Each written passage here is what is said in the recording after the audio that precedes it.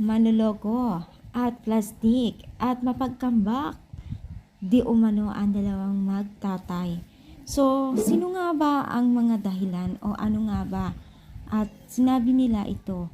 So, bago natin ipagpatuloy ang ating pag-support today's video, kung bago ka pa lang sa aking channel, please subscribe po, like, and pakit na rin po natin guys ang notification bell upang ma-update po tayo tuwing ako pa nag-upload patungkol sa Team Kalingap. And please support po natin ang buong Team Kalingap, lalong-lalo na po kila Kalingap Rab at Kuya Bal. So, bakit nga ba nasabi na manloloko at mapagtanggap, no? So, nagbabalik na naman itong si Jose na dating kasamahan at pinsan din po nila Kalingap Rab.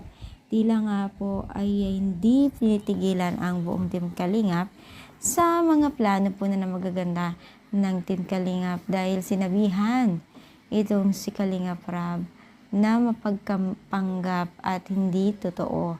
Yan po ang pinanawagan niya, no? At syempre kasi itong si Jose at si Kalingap Rab, madikit talaga yung mga yan, no? At nagkaroon po ng gap, no?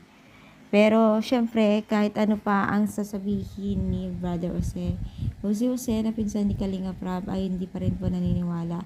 At wala naman tayong pruwebe sa dami-dami pong na pabahayan at natulungan huwag na natin sabihin na ganito kasi wala naman pong ibang hangarin kundi mapaganda ang buhay ng bawat beneficiaries po ng Team Kalingap. Kaya buti na lang sila Kalingap Rab at Kuya Bal ay hindi sila pumapatol, di ba?